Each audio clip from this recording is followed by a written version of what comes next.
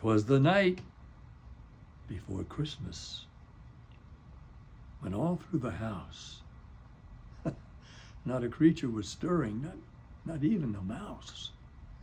The stockings were hung by the chimney with care, in hopes that St. Nicholas soon would be there. The children were all nestled, all snug in their beds, while visions of sugar-plums danced in their heads. And Mamma in her kerchief, and I in my cap, had just settled our brains for a long winter's nap, when out on the roof there arose such a clatter. I sprang from my bed to see what was the matter.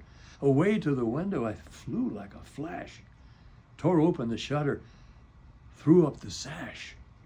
The moon on the breast of the new-fallen snow gave the luster of midday to objects below, when what to my wondering eyes should appear but a miniature sleigh and 8 tiny reindeer, with a little old driver so lively and quick, I knew in a moment it must be Saint Nick.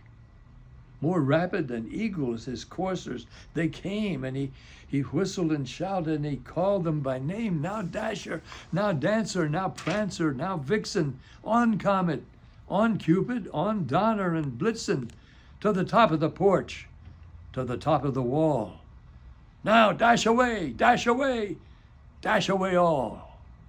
As dry leaves that before the wild hurricanes fly, when they meet with an obstacle, mount to the sky, so up to the housetop the coursers they flew, with the sleigh full of toys, and St. Nicholas too. And then, in a twinkling, I heard on the roof the prancing and pawing of each little hoof.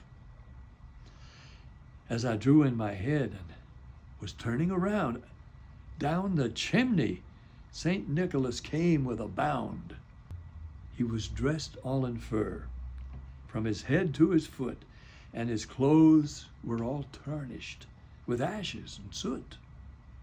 A bundle of toys he had flung on his back, and he looked like a peddler just opening his pack. His eyes, how they twinkled, his dimples, how merry. His cheeks were like roses, his nose like a cherry. His droll little mouth was drawn up like a bow, and the beard on his chin was as white as the snow. The stump of a pipe he held tight in his teeth, and the smoke, it encircled his head like a wreath. He had a broad face and a round little belly that shook when he laughed like a bowl of jelly.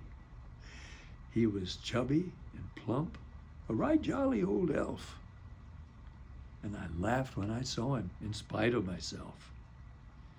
A wink of his eye and a twist of his head soon gave me to know I had nothing to dread.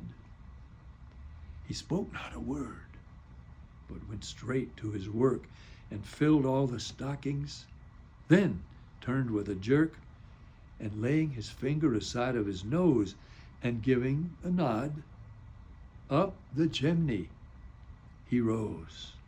He sprang to his sleigh, his team gave a whistle, and away they all flew like the down of a thistle.